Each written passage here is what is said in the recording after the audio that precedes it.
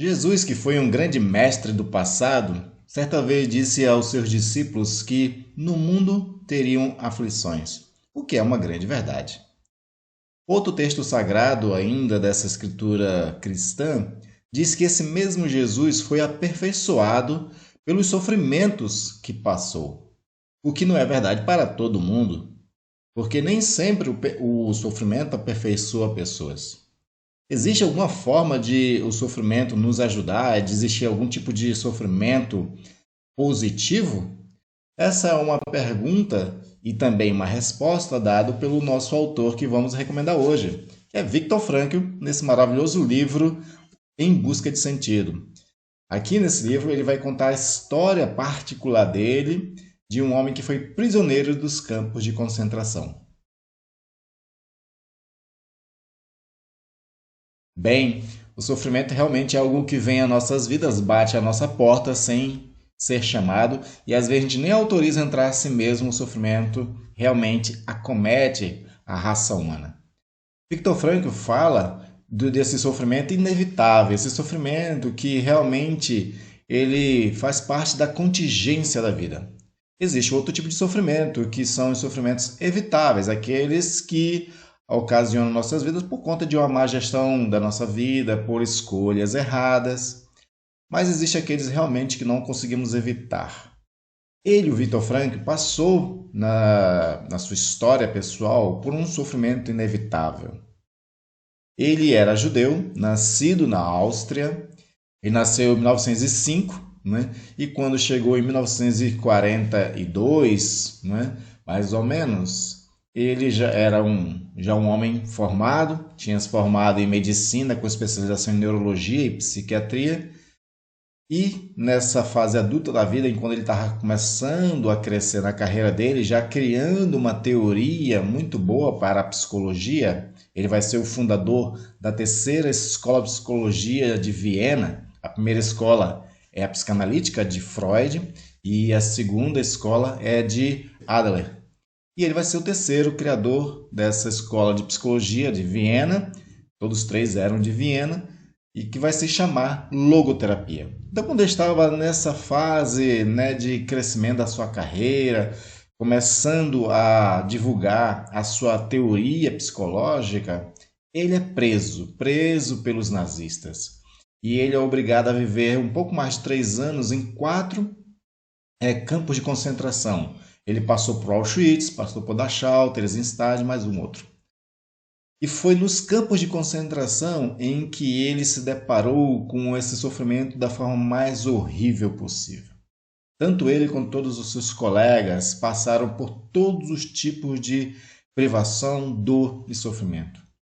Eles passaram por fome, um frio extremo, eles eram obrigados a trabalhos forçados e ainda tinha a sombra da câmara de gás que eles não sabiam em que hora, em que dia um soldado de repente, por estar mal-humorado, colocasse ele na fila que ia para a câmara de gás.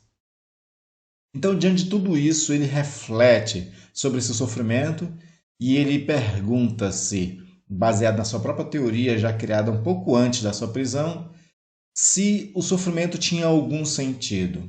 Se é possível, através do sofrimento, encontrar um sentido para a vida. E ele vai criar uma teoria dentro da logoterapia que é do otimismo trágico. Ele fala que no otimismo trágico dá para transformar, sim, os sofrimentos em algo positivo, porque aquele sofrimento ele está nos cobrando uma atitude diante da vida. E ele defendeu uma coisa muito interessante que era a liberdade do espírito. Ele dizia que nós poderíamos estar condicionados sociologicamente, biologicamente. Por exemplo, tem pessoas que, quando criança, foi acometida de alguma doença, ficou paralítica.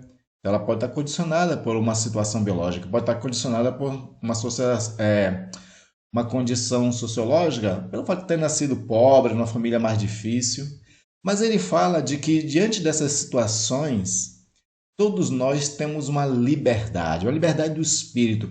Esse espírito que pode escolher como viver e uma liberdade que ajuda ele a tomar decisões diante das circunstâncias. Então, por exemplo, ele concorda com um pensamento de Jean-Paul Sartre que dizia que o problema não é o que a vida faz conosco, o problema é o que nós fazemos do que a vida fez conosco. E aí ele vai defender essa liberdade nesse livro, que é uma biografia, o livro.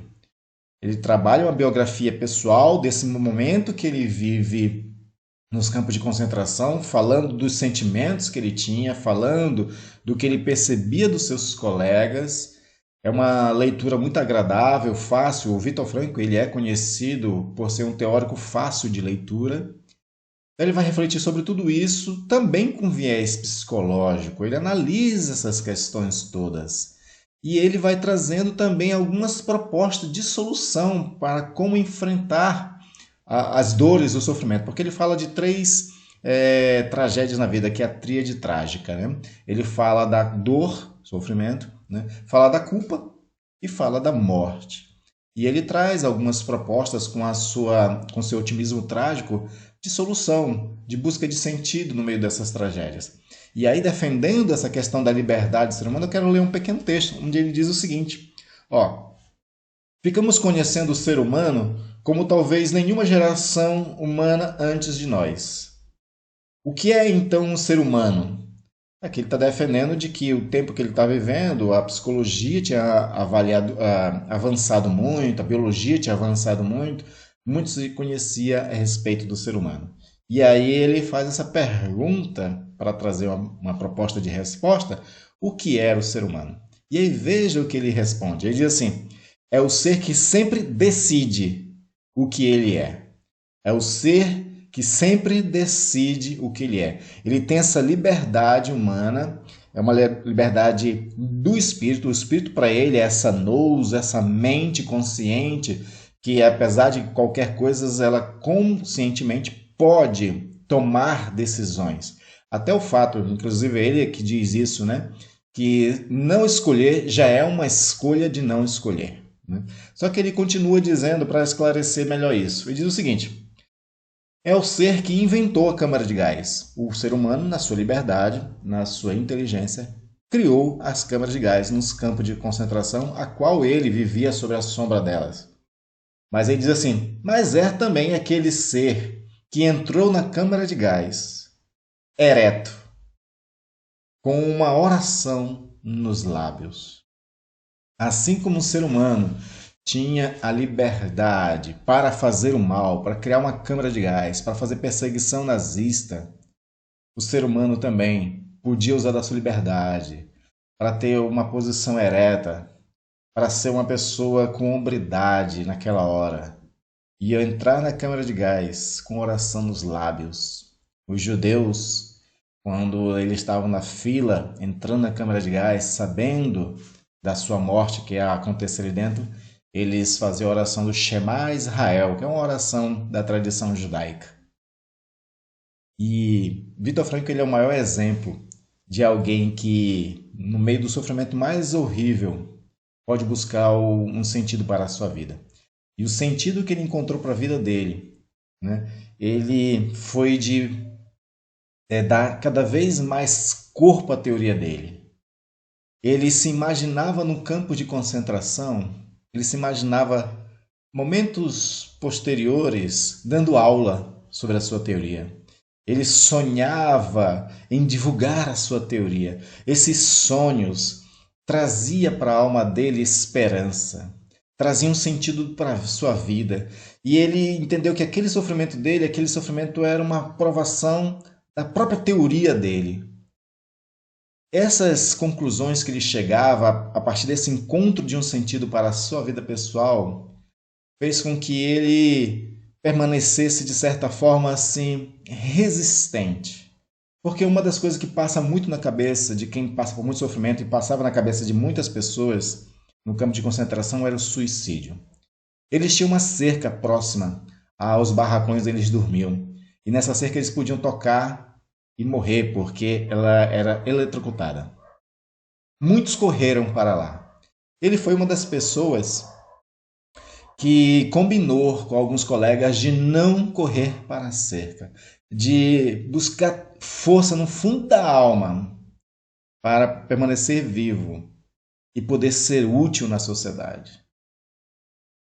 Então, o Vitor Franco, ele encontrou todo esse sentido para a sua vida para poder alcançar aquela força de resiliência, porque ele queria trazer a sua experiência, a sua teoria para ajudar pessoas. Então, uma recomendação que Vitor Frankl traz nesse livro e muitos outros do livro dele também, que eu quero deixar para você, se você ainda não encontrou um sentido para a sua vida, então você agora tem um objetivo, que é encontrar o sentido para a sua vida. Mas leia o livro. Como eu falei, é um livro agradável de leitura, é um livro onde você vai conhecer mais da teoria dele. O livro ele é dividido, ele tem a parte biográfica, onde ele conta toda a sua história. Ele conta a sua história em 1945, já depois da libertação dos campos de concentração. Mas ele adiciona também, posteriormente, né, esse texto que é sobre o otimismo trágico, onde traz para você algumas propostas já de como você usar a logoterapia para encontrar um sentido na vida, para poder encontrar resiliência nos sofrimentos. Você só tem a aprender muito e a ser beneficiado com essa leitura maravilhosa. Então, vou colocar aqui também nas descrições um link para que você possa adquirir o livro por um preço promocional na Amazon.com. Né? Lá sempre tem muitas promoções. Então, é um livro que eu recomendo, vale a leitura, vale o aprendizado e você vai talvez aqui encontrar para você propostas para você enfrentar os seus momentos difíceis na sua vida também.